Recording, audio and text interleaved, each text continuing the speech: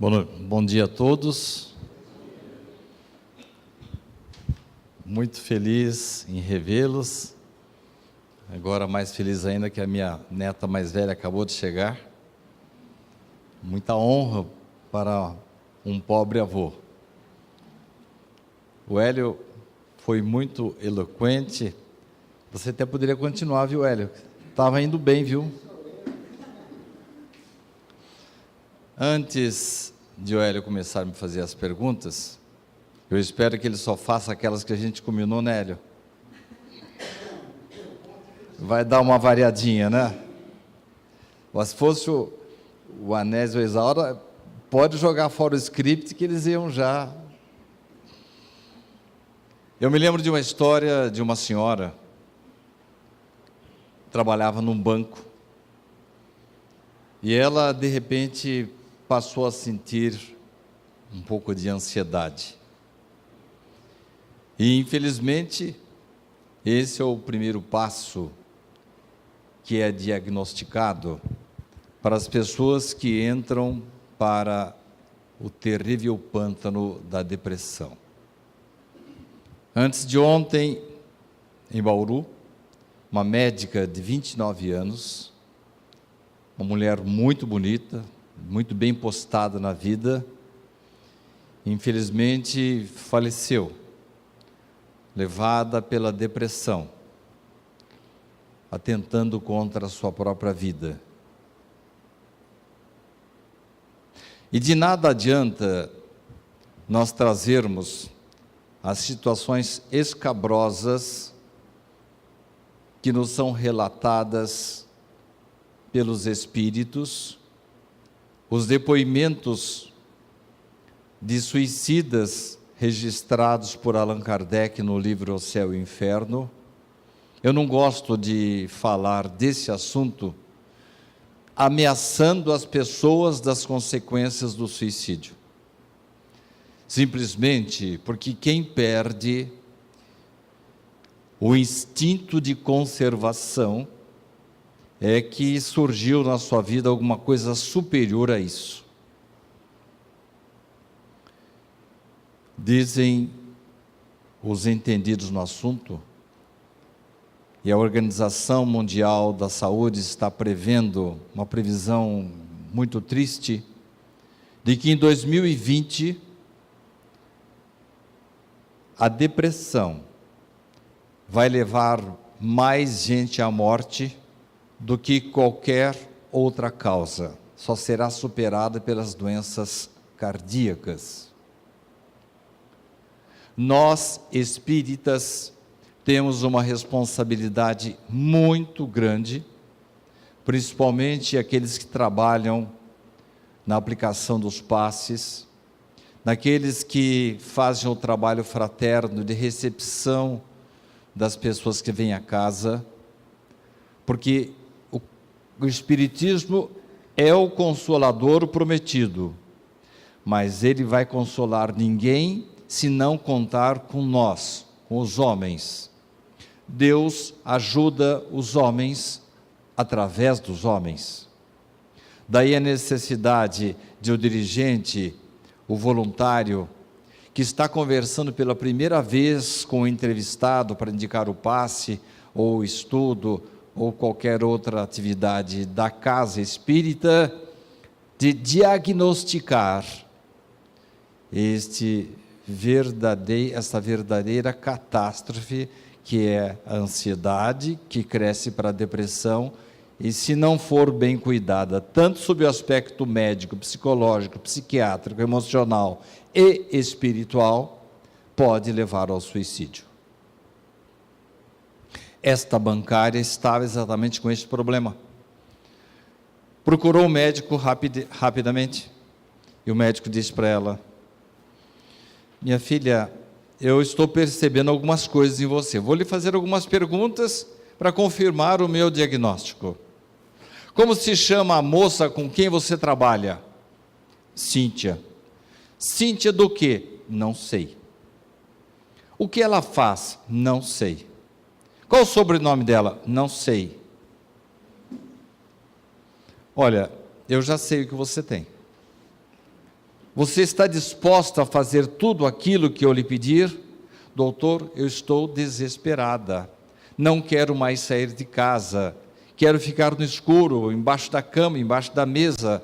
Não tenho mais vontade de comer, de sair, trabalhar. Eu preciso de ajuda, doutor.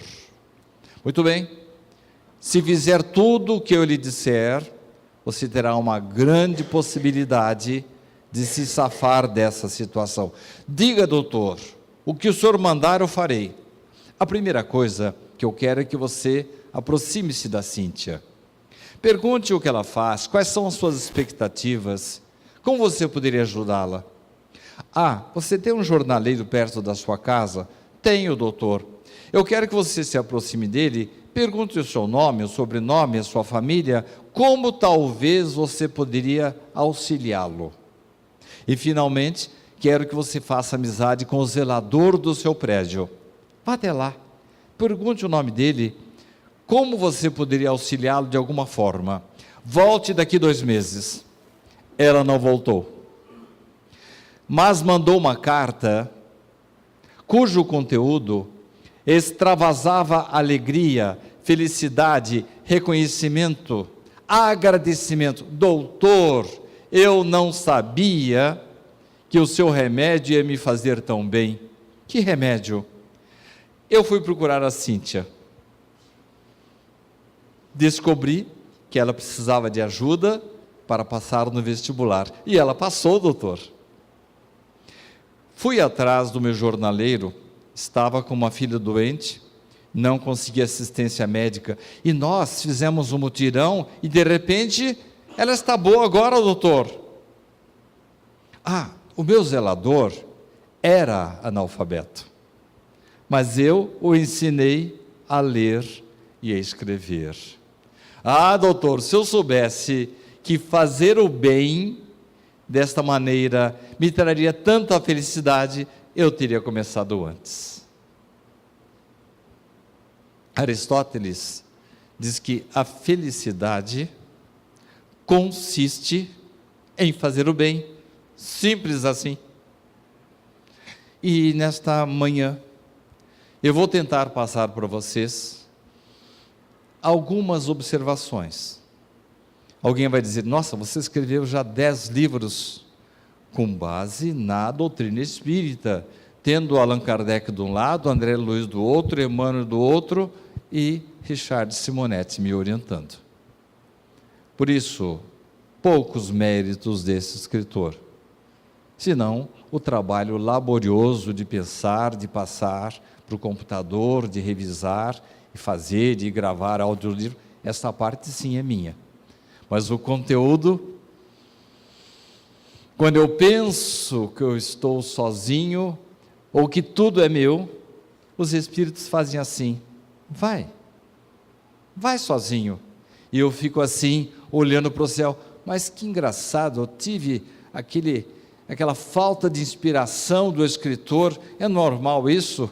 E aí, de repente, quando eles se aproximam de mim de novo, as ideias borbulham, vêm os sonhos, vêm as intuições, vêm os títulos, as propostas para os novos livros.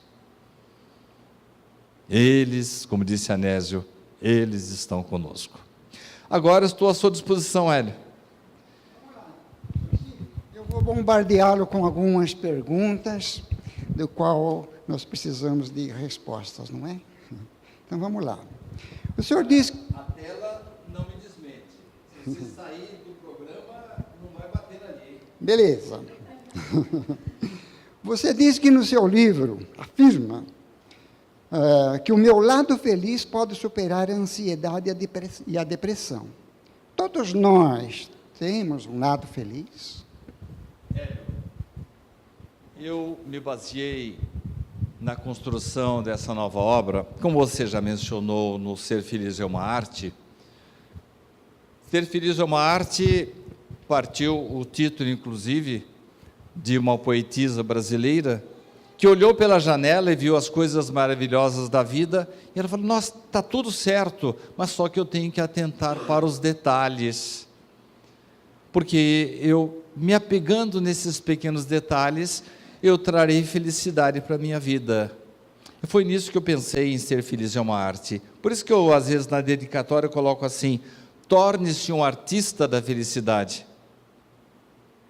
Porque resume-se em nós aproveitarmos as pequenas oportunidades. Abrir uma porta, segurar um elevador, colocar o carrinho do supermercado no lugar certo, dar um telefonema, passar um e-mail, fazer uma visita para um doente, levar um pequeno presente para uma senhora idosa. Em Ser Feliz é uma decisão, eu falei, nossa, depende da minha decisão. Eu coordeno a minha vida. Dependendo do rumo que eu der à minha vida, eu vou me colocar em condições ou não de a felicidade me alcançar. Neste livro, A Felicidade Tem Pressa, o título, vocês já deduziram, por causa das estatísticas tão tristes que a depressão e o suicídio estão nos trazendo. Então, a felicidade tem pressa de ser implantada para nós diminuirmos esta verdadeira epidemia de depressão e suicídio. Lembrei-me de uma história, uma fábula, que provavelmente vocês conhecem, porque ela foi espalhada pela internet. Eu escolhi uma relacionada com os índios Cherokee, em que um jovem indígena chega até o sábio da tribo, o mais velho, e diz assim para ele: eu estou com raiva, fui injustiçado pelos meus colegas, e eu quero me vingar deles. O sábio da tribo diz: eu também às vezes fico com muita raiva, e às vezes me dá vontade realmente de fazer isso que você está pensando. Sabe por que isso, meu jovem? Porque dentro de mim existem dois lobos. Um lobo cordato, amigo, sorridente, compreensível, tolerante, esbanja empatia e simpatia. O outro não. O outro é raivoso, intolerante, impaciente, muito maldoso. E os dois estão brigando dentro de mim, disse o velho. Cada um querendo me influenciar segundo as suas ideias. Então, qual dos dois ganha essa briga? Perguntou o jovem. E a resposta vocês já sabem: aquele que eu alimentar. Nós portamos, todos nós, quando eu falo todos nós, imaginem quaisquer pessoas, portamos uma centelha divina, que infelizmente, em muitas criaturas, está meio apagada, bruxuleante, querendo assim, só piscar de longe, como se fosse um LED. Ela está em stand-by, mas precisa ser despertada. Esta chama divina está à nossa disposição, é o nosso lado bom, o nosso lado feliz, que às vezes nós deixamos que murche e tome conta o lobo do desânimo, do pessimismo, da preguiça. Simonetti costumava dizer que nós, às vezes, Isaura, colocamos óculos escuros e acabamos por ver na vida só as coisas escuras e negativas, mais ou menos como fazem os jornais noticiosos de hoje. Aliás, um dos médicos que frequenta lá o nosso Centro Amor e Caridade, Anésio, recomenda que as pessoas que estão em tratamento, nós temos um trabalho de TDM, acho que você deve ter aqui também, tratamento da depressão através do magnetismo. Uma das recomendações é que pare de assistir aos telejornais, porque eles só destacam a parte ruim do planeta, quando há coisas lindas, maravilhosas, que nós temos que encontrar, falar nelas e, quem sabe, imitá-las. Muito bem. Ô Sidney, diz uma coisa para mim. No Espiritismo, aprendemos que nossos sofrimentos podem ser provocados por causas pretéritas ou causas atuais. Não tem jeito. Todos nós temos que sofrer nesta vida. Eu vim de Bauru até para cá agora, revisando um novo audiolivro que eu gravei, porque eu estou com 10 livros, estou com 5 audiolivros.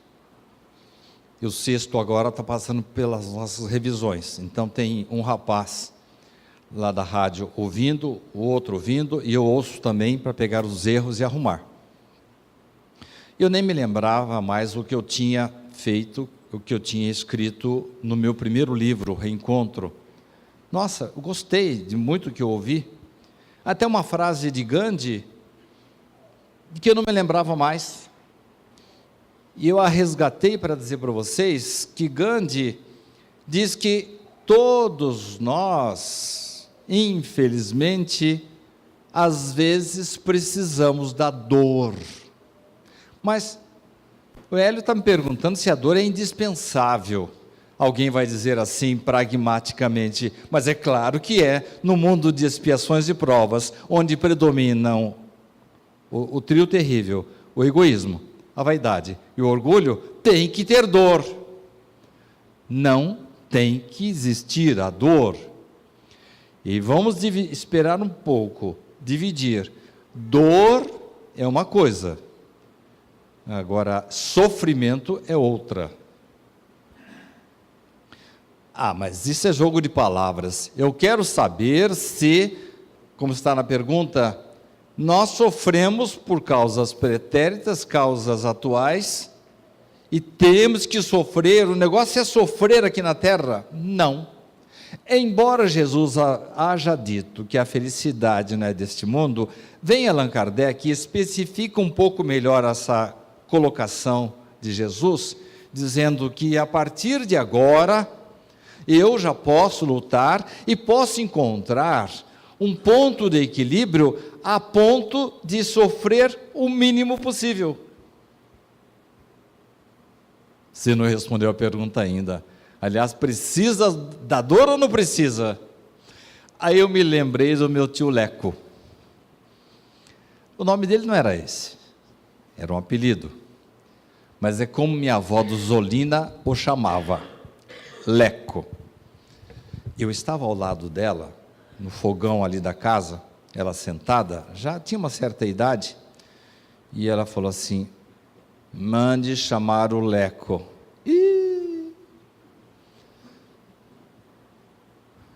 Antes de você chegar, eu estava conversando aqui com a Anésio sobre aquela época do sítio, né? Quando falava desse jeito, né, essa deixa é minha. Coloque as barbas de molho. O Leco chegou. Não quero que você bata desse jeito nos animais, Leco. Mas, mãe, quando eu vou buscar o barro, ele era encarregado de trazer o barro para o olaria do meu avô. A carretela está vazia, é descida. Mãe, os animais me obedecem pela voz. Eu achava engraçado isso. Você já viu isso? Vem para a direita, branquinho, vai mais rápido, pretinho. Eu não entendo isso até hoje. E ele conduzia os bois, a parelha eram 2 bois, pela voz, na descida. Na volta, a carretela carregada de barro, com muita água, muito peso. Mãe, não tem jeito, eu tenho que bater neles, senão eles enroscam.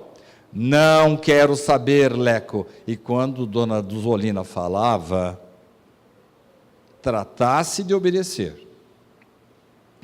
O Leco pegou umas tampinhas de garrafa, amassou, transformou-se em círculos, fez um buraco no meio, passou um arame por dentro, colocou na ponta, eu não sei o nome daquele negócio, Anésio, aquele furador lá que cutuca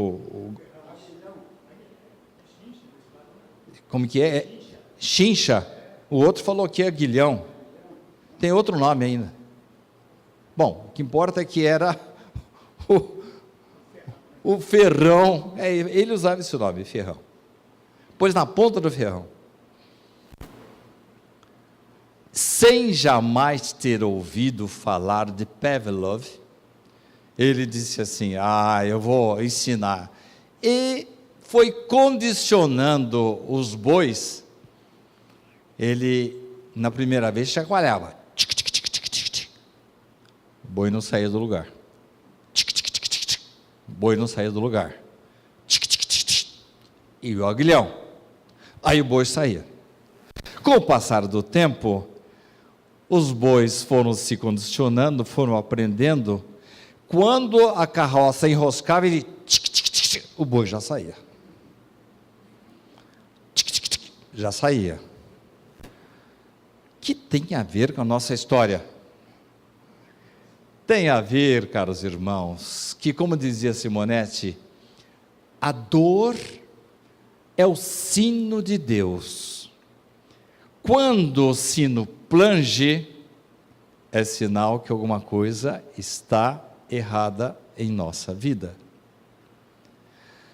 A partir do momento que nós damos umas despertos e aprendemos que, se temos dor, desequilíbrio, inquietação, ou qualquer outro transtorno na vida, e vocês podem ir pela estrada fora, pensando em problemas sentimentais, financeiros, familiares, profissionais, quando alguma coisa está pegando, é porque nós temos que parar e fazer uma reflexão.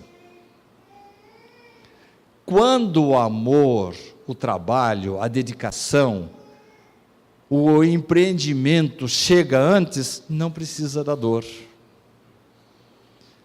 Então, respondendo sua pergunta, Hélio, não precisamos sofrer. Mas de vez em quando nós empacamos. Não obstante, eu estava me lembrando de uma história de um grande amigo meu que tinha uma atividade profissional muito boa em Bauru, mas ele era tremendamente irascível, intratável, perdeu tudo na vida.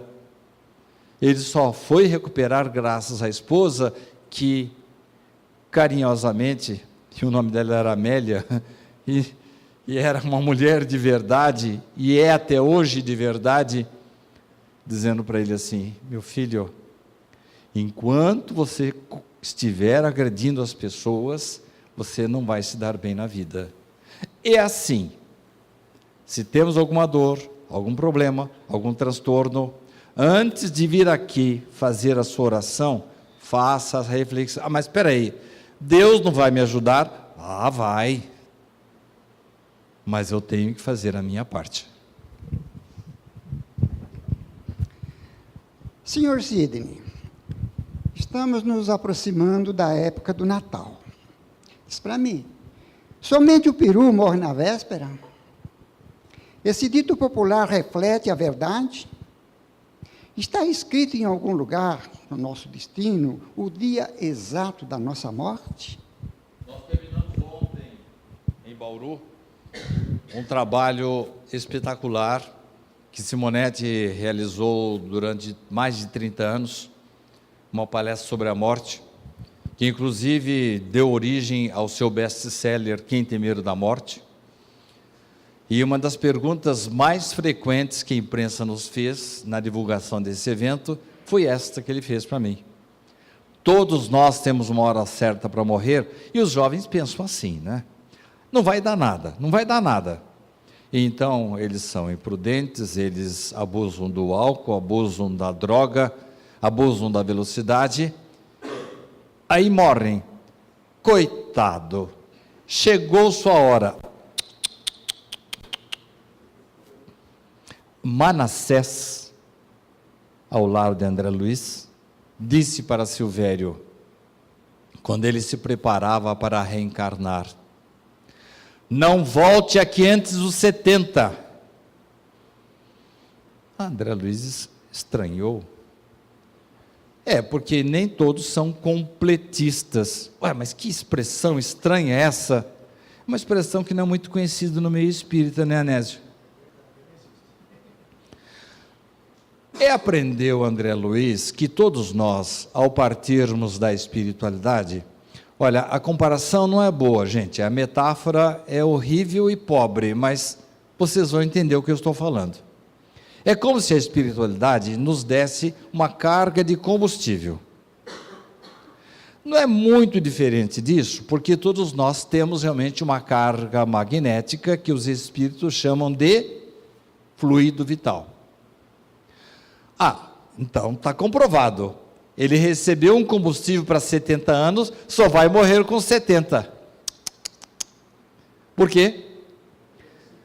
Quem que entende um pouquinho aqui de carburador? Levanta o braço. Só um pouquinho. Você lembra do giclê? Quando você abria o giclê, o carro não ficava mais ágil, rápido, mas em compensação, gastava mais combustível, não é isso? Mal comparando, quando nós abusamos da alimentação, quando insistimos do álcool, quando insistimos em atividades não muito recomendáveis para o nosso corpo, não usamos de uma ginástica, não caminhamos, isso só para falar da parte material. Porque André perguntou, então quer dizer que se ele se comportar direitinho, ele volta, porque a expectativa de vida naquela época era 70, eu já estou no lucro. Anésio não, é uma criança ainda. Ele está fazendo uns gestos aqui, aquela linguagem de sinais, né? Para mim ele está com 60 então. Depende então do que eu faço da vida no aspecto material, não apenas material. A maledicência, a desonestidade, o desejo de vingança, o pensamento negativo, aquela mágoa que você guarda dentro de você, corrói o seu fluido vital também. Isto significa, caros irmãos, que nós temos que cuidar do corpo e da alma para nos aproximarmos da situação de completistas. Vocês querem um exemplo maior do que Francisco Cândido Xavier? Se eu começar aqui a enumerar as doenças que o Chico teve, vocês vão ficar surpresos. E olha a idade que ele desencarnou. Até o finalzinho lúcido. Em 2002, foi isso o desencarne dele? Nasceu em 1910, com 92 anos. 92 anos. Simonetti desencarnou agora dia 13 de outubro. Eu tinha muita proximidade com ele. E tive a liberdade, assim que em dezembro descobrimos mais uma doença nele, que tinha um monte, lá para trás era a quinta doença dele. Pelo amor de Deus, né, Richard? Você não vai largar a gente na mão aqui, né? Peça uma moratória para esse pessoal seu aí. Você tem uma folha de trabalho extraordinária, 65 livros.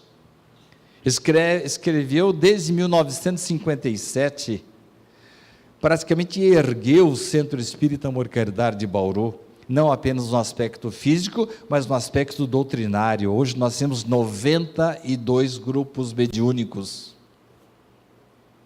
Peço uma moratória, Richard. Ele olhou bem no meu olho assim. Sidney, e quem disse que essa minha moratória já não me foi dada há 2 anos atrás? Então, em dezembro, manifestou-se o câncer no cérebro, e ele ainda tentou trabalhar mais um pouco, e foi nos preparando, foi preparando a família, preparando a si mesmo, ele descansou, desencarnou tranquilamente.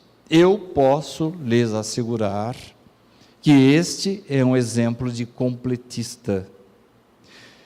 Então, Hélio, somente o Peru morre antes? Não, todos nós. O jovem que vai para a estrada embriagado, dopado e é imprudente, ele morre antes da hora. Querem mais um exemplo para encerrar a conversa? André Luiz. Quase 8 anos no umbral e recebendo a pecha de suicida. Oh, cara, se eu soubesse que era assim, porque somente depois da morte tomamos conhecimento das realidades espirituais. Hermínio Miranda, parafraseando Allan Kardec, diz assim: preparo-me para uma viagem ao exterior, eu compro a moeda estrangeira, procuro melhorar o meu idioma, procuro saber como que é a comida lá no outro país, a roupa, o clima, os hábitos, reservo um hotel, alugo um carro, contrato uma empresa de turismo para minimizar os atritos com a outra cultura. E para a viagem que todos nós sabemos que vamos fazer, não nos preparamos nem intelectualmente, nem emocionalmente. E pior, não nos preparamos espiritualmente. Tudo que tens que armazenastes até agora, o que vai fazer com isto, se morreres nesta noite? Mas espera aí, você não está insinuando que devamos diariamente tratar desse assunto. Alexandre Caldini, um espírita e um executivo de mão cheia, costuma dizer que nós devemos sim conversar sobre a morte. E ele está bem escorado, porquanto Santo Agostinho, na questão 919A do Livro dos Espíritos, ele fala mais ou menos assim: conhece-te a ti mesmo, como já há uma recomendação de um sábio da antiguidade. Mas como que eu faço para conhecer-me a mim mesmo?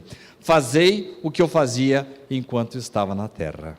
Toda noite eu passava em revista tudo o que eu havia feito naquele dia. Eu entendo que Santo Agostinho está querendo dizer mais ou menos o seguinte: como é que nós oramos à noite? A gente chega em casa, põe a cobertinha, apaga a luz, fecha o olho, deixa eu segurar o óculos para poder fazer a acrobacia aqui. E a gente faz mais ou menos assim, ó. Pai nosso que estás nos céus, quem é aqui que chega no amém? O que eu vou falar agora não é de Santo Agostinho, tá? Senão eu estaria cometendo aí um despautério. Mas ele sugere o seguinte: olho bem aberto, luz bem acesa, e faça a seguinte pergunta: há alguma coisa que eu tenha feito no dia de hoje da qual eu tenha que me envergonhar? Sabe que tem? Parecia uma pessoa lá em casa, eu estava trabalhando, queria me vender não sei o quê, eu mandei para o inferno. E também uma moça ligou lá, querendo vender não sei o quê, pelo telefone, eu bati o telefone na cara dela. O fato de termos razão não nos autoriza a sermos cruéis. E considerando ainda que uma operadora de telemarketing passa às vezes 10 horas trabalhando para vender alguma coisinha para sobreviver. Ela não está me ligando por graça, para querer me incomodar. Ela está querendo ganhar o pãozinho de cada dia dela. Você tem razão. Pisei na bola. Amanhã não faço mais isso. Há alguma coisa que eu tenha feito no dia de hoje, da qual eu tenha que me envergonhar? Olha, eu sei que a gente tem uma tendência para racionalizar os próprios erros, não é? A gente se desculpa. Como é que é essa história? Não, eu falei meio grosso, mas ele merecia, né? Porque ele foi assim, fez assado, eu tinha que soltar os cachorros nele, né? A gente se justifica, racionaliza os próprios atos com uma facilidade tremenda. Santo Agostinho falou isso, eu sei que isso vai acontecer. Então inverta. Coloca a atitude que você está colocando em xeque em outra pessoa. Ela merece a mesma condescendência que você tem para consigo mesmo? Há alguma coisa que eu tenha feito no dia de hoje da qual eu tenho que me envergonhar? Olha, juro por Deus, pensei, eu acho que não tem. Eu acho que realmente consegui hoje não ofender ninguém, não agredir ninguém, não fiz nada de errado, não menti, não maltratei ninguém, preenchi meu tempo da melhor maneira possível, consegui até orar para valer mesmo, graças a Deus. Amanhã tentarei fazer da mesma forma, assim como fazem os alcoólicos anônimos, a cada dia a sua agonia. Eu vou não beber hoje, amanhã eu vou iniciar uma nova jornada. É assim que nós vamos conseguir chegar, diria Santo Agostinho, a transformarmos-nos num homem de bem. É esse o horário mesmo? Já estamos no fim? Olha a cara dele e dela, ó. Já fizeram 2 vezes assim para mim, ó. Se fizermos uma reflexão diária de nossas vidas, vamos nos deparar com situações aparentemente injustas, que atingem o homem como se fossem fatalidades. Chegamos a pensar que Deus é injusto. O Espiritismo explica essas aparentes injustiças. Há uns meses atrás. Obrigado. Eu fiquei sabendo de uma pergunta que uma senhora, uma mãe de uma criança portadora de síndrome de Down, dirigiu-se a um conhecido sacerdote, aliás, sacerdote esse que eu tenho o maior apreço, a maior admiração, e entendo que é um dos espíritos superiores que está encarnado na Terra agora, na religião católica, como existem nas evangélicas, como estão espalhados pelo mundo, como Emmanuel está agora aproximadamente com 18 anos no Brasil. Segura a Lorena aí. Não é a Lorena que está chorando? É? Depois você traz ela aqui e vê se ela vem no meu colo. Que é distância de mim assim. Essa mãe chegou para o padre, falou: padre, por que a minha filha tem síndrome de Down? Minha irmã, uma criança nesta condição especial, ela catalisa as atenções da casa. Todo mundo quer ajudar, quer auxiliar, e os pais se dão bem, os irmãos se dão bem, por quê? Mais ou menos aquilo que você falou na limpeza aqui, cria aquele ambiente de fraternidade. Eu vi isso lá nos Estados Unidos. Eu morei uns tempos lá, e eu frequentava a igreja deles lá. E toda vez que precisava de uma limpeza, era do jeito que você falou. Que eu soube, dessa vez vieram só uns 15, né? Começa a cobrar aquele pedágio, não é pedágio, né? O dízimo. Começa a cobrar o dízimo espírita de quem não vier.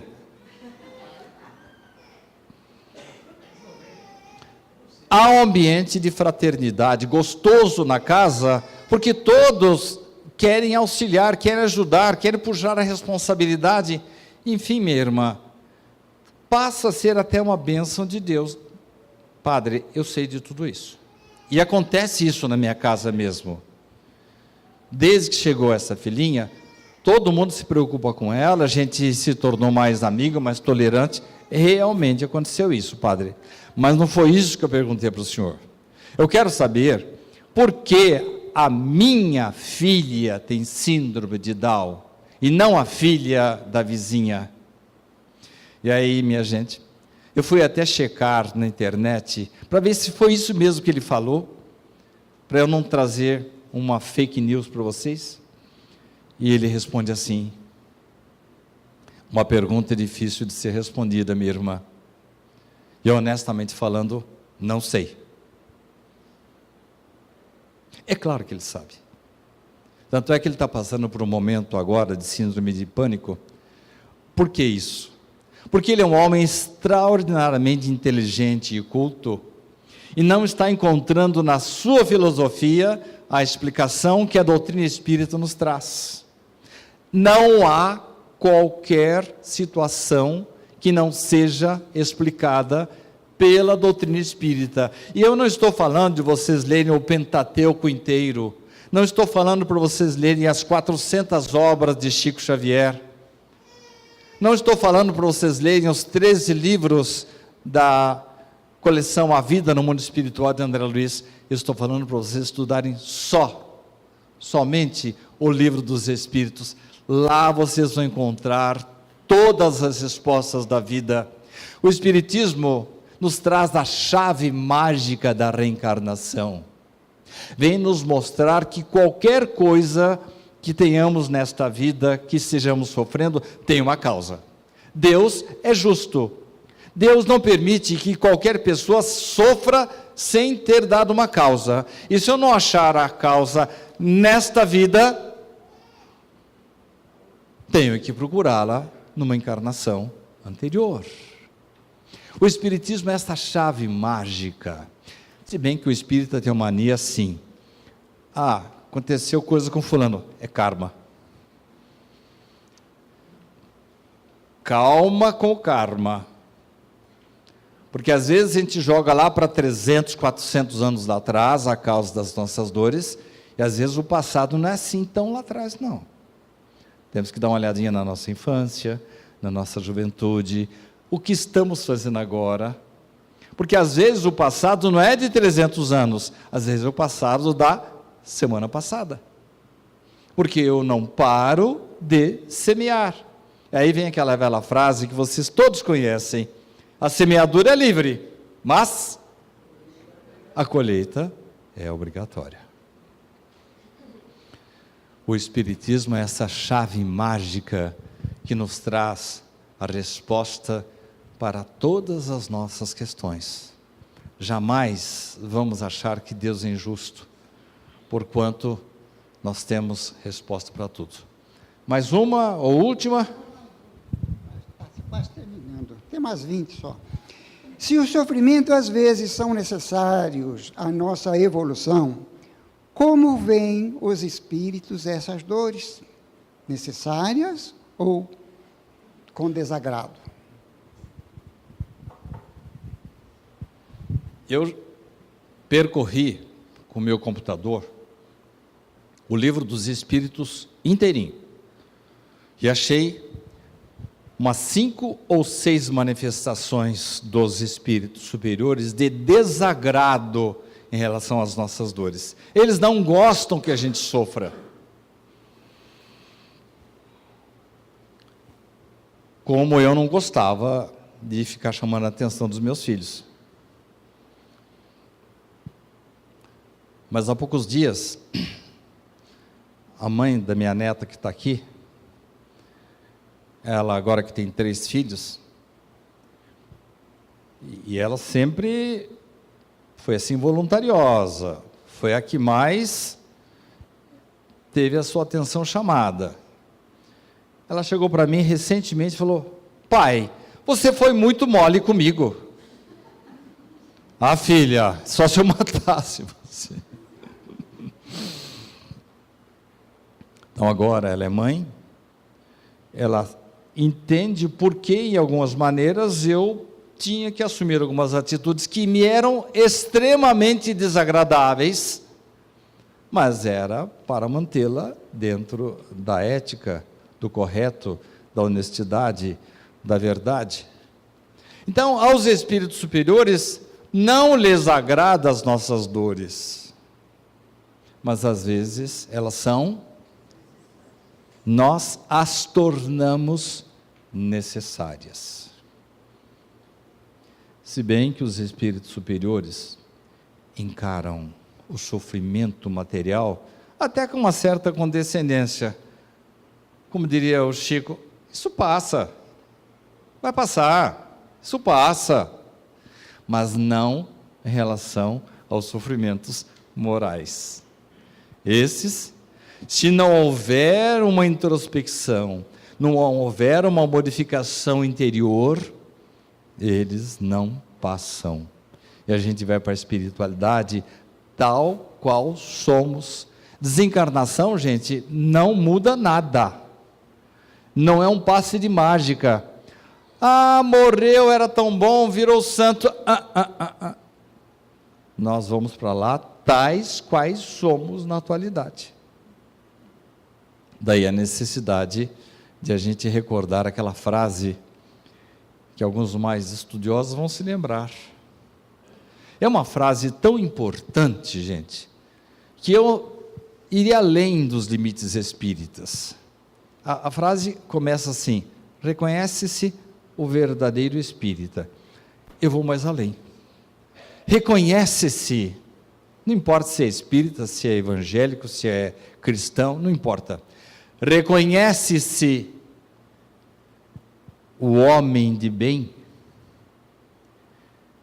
pelo esforço que desenvolve para domar as suas más inclinações, pela sua transformação moral, porque sem transformação ninguém melhora na vida. Eu tenho que, em determinado momento, falar, caiu a ficha. Como aquele amigo lá, aquele personagem que eu falei, a vida inteira deu murro em ponta de faca, até que a mulher dele levou ele num centro espírita em Bauru, falou, filho, pare de sofrer. Aí caiu a ficha. Foi o momento da transformação moral. Então reconhece-se o homem de bem pela sua transformação moral e pelo esforço que vem a desenvolver para domar as suas más inclinações. Acabou? Não, mais uma para encerrar. Gente, não sou eu, hein? Eu disse que eu ia bombardear. O Anésio falou que eu podia até meio-dia só. Não foi isso, não?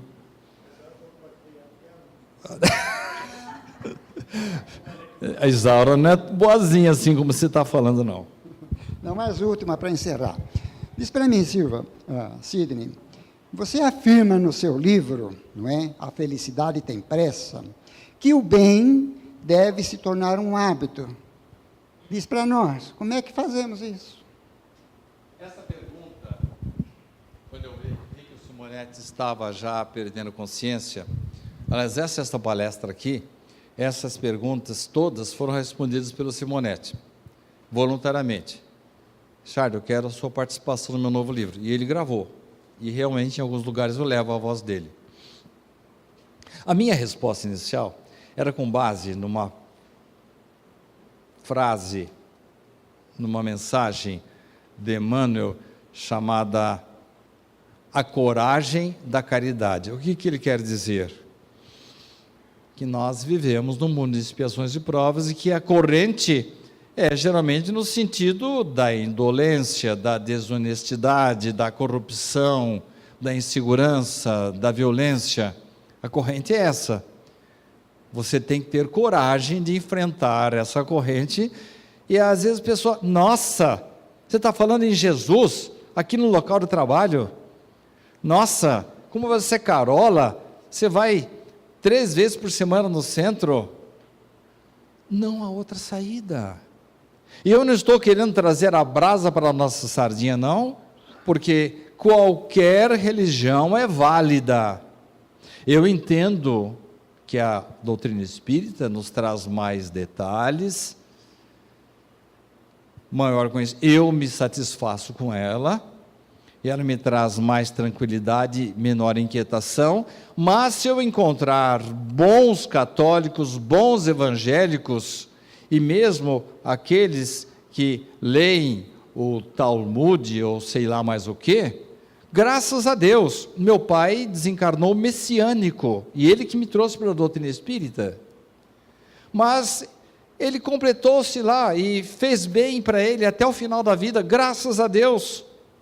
Vamos levar adiante essa ideia. Então nós temos que nos apegar a uma religião. Temos que fazer o melhor possível para que o bem se torne um hábito. Essa seria a minha resposta. O Simonetti falou assim: Sidney, você está se esquecendo da tese de Santo Agostinho? E é aquilo que eu já falei para vocês. A questão 919 do Livro dos Espíritos. Ali está a proposta de você tornar o bem um hábito. Porque como que você combate um mau hábito? Como é que você esquece de um velho amor? Conhecendo um novo amor.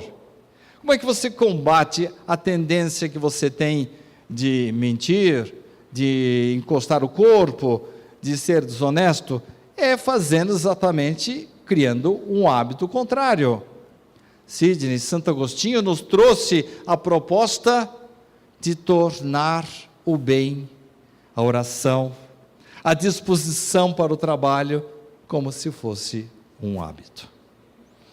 Quero agradecer a direção da casa, mandando as minhas vibrações mais amigas para o Domingos, que está em Guarulhos nesse momento, cuidando da sua mãezinha, que teve que ser internada novamente. Vamos, na nossa oração final, lembrar dele. Muito obrigado a todos e que Jesus continue conosco.